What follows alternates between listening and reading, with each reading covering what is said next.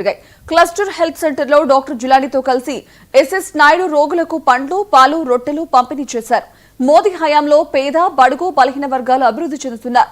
అలాగే పలు సంస్కరణలు చేపట్టి దేశాన్ని అగ్రరాజ్యంగా మార్చేందుకు యత్నించడం హర్షించదగ్గ విషయమని ఎస్ఎస్ నాయుడు కొనియాడారు.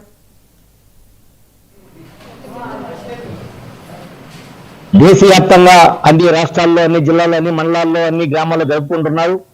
దాంట్లో భాగంగా వెంకటగిరి నియోజకవర్గంలో ఉదయం 9 గంటల నుంచే రాపూరు, డక్కిలి, అదేవిధంగా ఈరోజు మన సామాజిక ఆరోగ్య కేంద్రం వెంకటగిరిలో, అదేవిధంగా పార్టీ ఆఫీసులో కూడా కేక్ కూడా జరిగింది. ఈరోజు అందరికీ చాలా సంతోషం. ఎందుకంటే భారత ప్రధానమంత్రి 2014లో ప్రధానమంత్రి బాధ్యతలు తీసుకున్న తర్వాత దేశవ్యాప్తంగా అనేక కార్యక్రమాలు శ్రీకారం చుట్టారు. పేద, బడుగు, బలహీన వర్గ ప్రజలకి వాళ్ళ పుట్టినప్పటి నుంచి చనిపోయేంత వరకు ఏవైతే కార్యక్రమాలు అవసరమో అన్ని కార్యక్రమాలు శ్రీకారం చుట్టారు.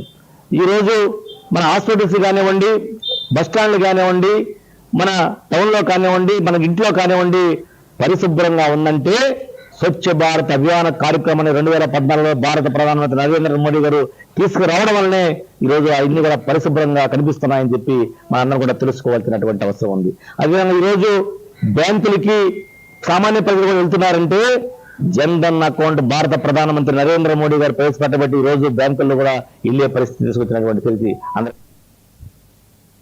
మాజీ ఎమ్మెల్యే